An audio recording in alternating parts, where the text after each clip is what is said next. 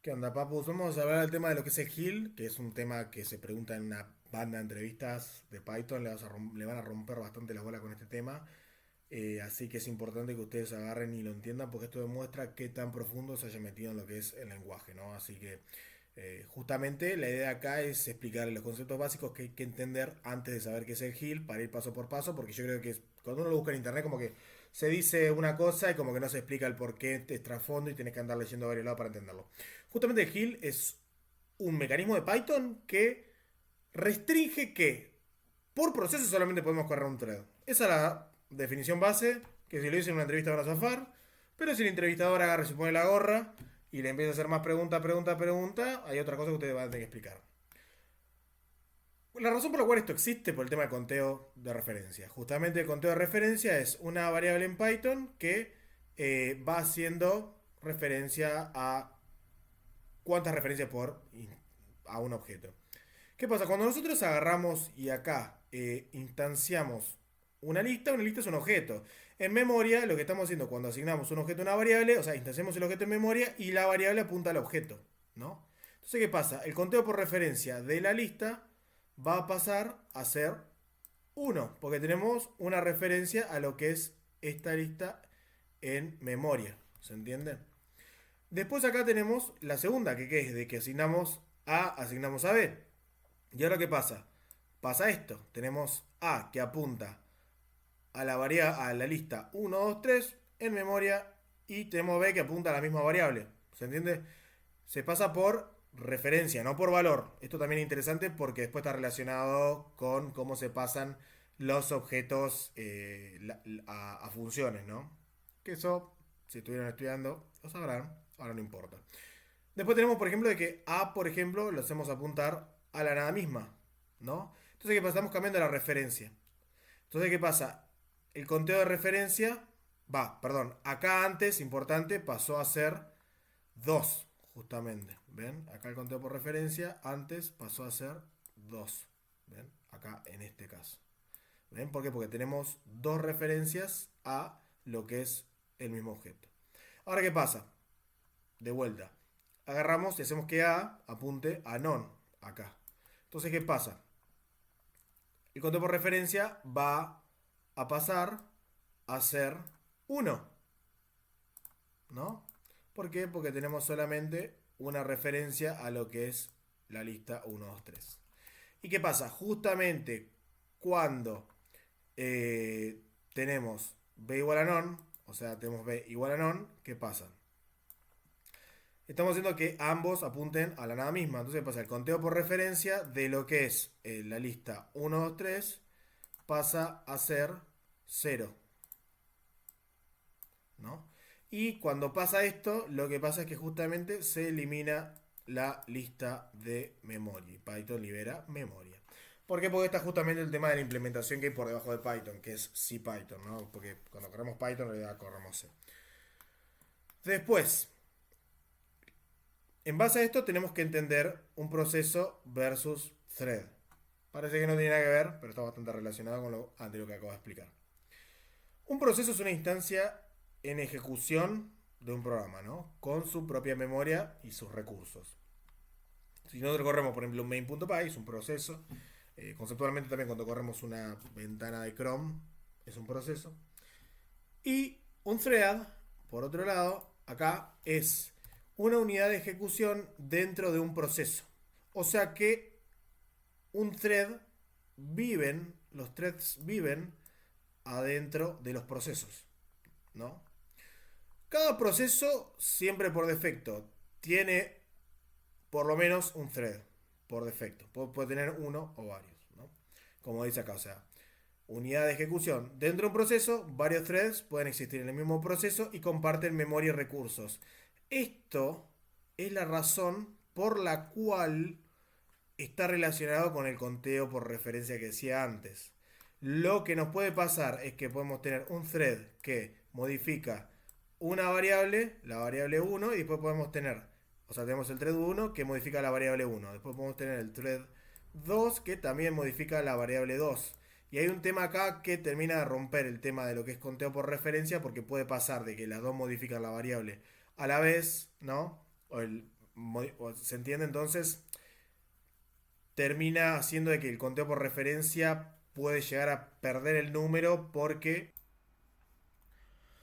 Corrección rápida de acá, esta parte que me equivoqué. Acá no me refería a que hilo 1 modifica variable 1 y que hilo 2 modifica variable 2. Acá me refería a que el hilo 2 modifica a variable 1, ¿no? Por lo tanto, lo que pasa es que el conteo por referencia se puede llegar a corromper y si hay algo conocido como condición de carrera, entonces el conteo por referencia se termina de perder y no podemos terminar de liberar memoria y se rompe el programita. Es lo que les digo antes. Esto mismo que les estaba mostrando acá, de por ejemplo, de A igual a B, esto lo pueden ir modificando distintos hilos a la vez, ¿no? Entonces lo que tenemos que hacer es evitar de alguna forma que dos threads modifiquen una variable a la vez, sino que la hagan de forma ordenada para que este conteo por referencia se pueda incrementar y decrementar de forma ordenada, ¿no?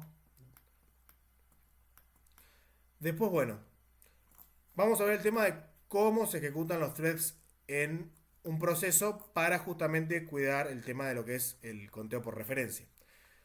Lo voy a explicar con un gráfico. Por arriba, justamente lo que vamos a tener nosotros acá en Python, vamos a tener un proceso. Podemos escribir re atrás. Acá, un proceso. ¿Ven?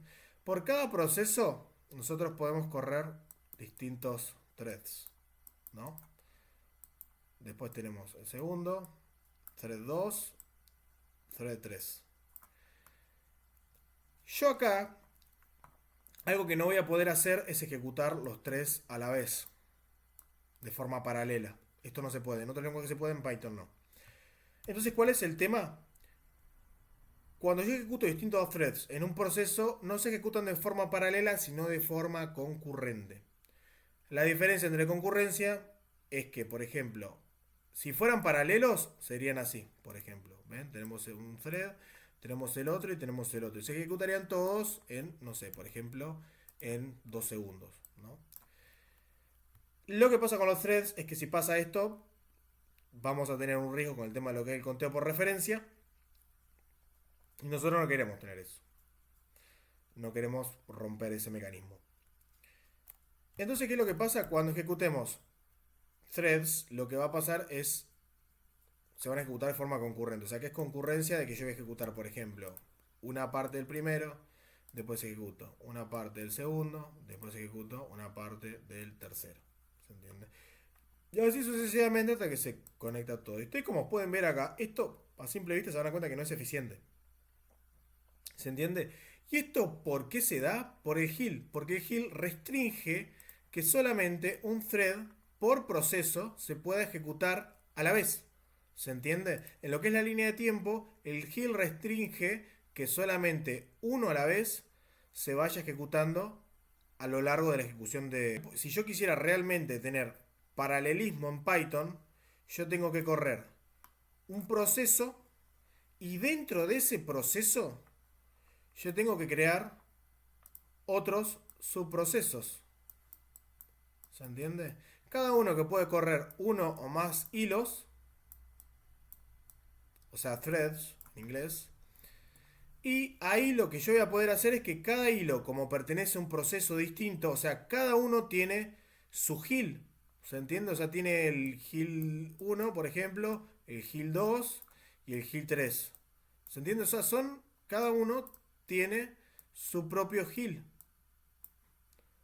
Repito, o sea, un proceso no puede correr muchos threads a la vez, pero puedo de un proceso crear 3 subprocesos, cada uno con su propio thread. Y a partir de ahí, como cada thread tiene su propio heal, yo puedo agarrar y ejecutar thread 1, thread 2 y thread 3. Y de esta forma estamos todos felices. ¿Por qué? Porque estamos ejecutando otra vez. No obstante, hay ciertas desventajas, ¿no? Los procesos son más pesados que los threads. O sea, lo general no sería tan eficiente en tema de uso de recursos. Debido a esto es que, de todos modos, no siempre cuando queremos optimizar el código o optimizar los procesos, no necesitamos siempre crear subprocesos, sino que hay situaciones donde es más eficiente usar threads, ¿no? Porque el tema de que se libera el heal. Ahora, porque es importante en la práctica entender la diferencia. ¿Por qué? Porque, por ejemplo, para lo que son, tenemos dos tipos de procesamiento o de actividades que podemos hacer con nuestro código. Tenemos actividades de CPU, ¿no? Que son actividades de cálculo, como por ejemplo, no sé, un ciclo for, ¿no? Que itera, ¿no? Un ciclo for. O un cálculo matemático, ¿no? Por ejemplo, math. Después tenemos otras actividades que son las de I/O, ¿no? Actividades de entrada y salida. Justamente la entrada de entrada y salida son, por ejemplo, una request a lo que es un API o una, ¿qué más? O una request a una base de datos, ¿no? A una database. Una request a una database. Entonces, ¿qué pasa? Es importante saber distinguir entre las dos. O sea, tenemos que saber distinguir. Si distinguimos entre la diferencia entre CPU, actividades de CPU versus actividades de I/O, o sea, de entrada y salida, no va a ir bien. CPU calcula, I/O lo que hace es que está más tiempo esperando que procesando la información en nuestro ordenador.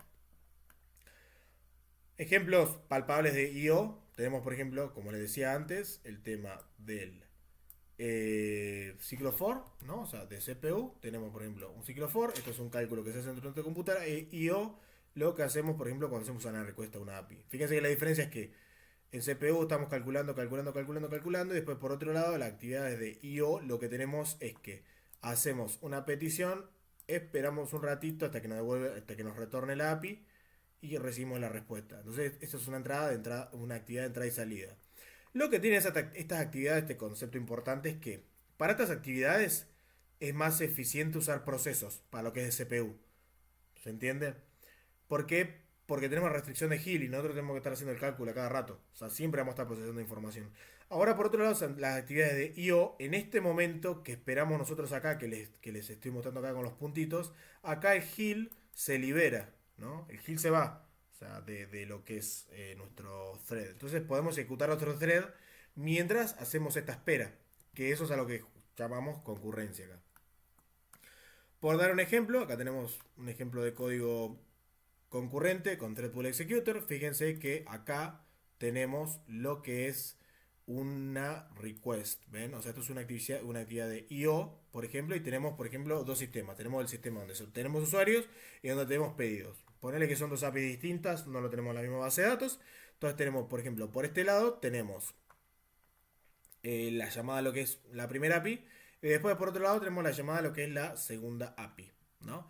Entonces, ¿qué pasa? Acá lo que hacemos es que llamamos a lo que es el thread pool executor, ¿no? O sea, usamos este código para crear lo que es distintos hilos en lo que es nuestro sistema.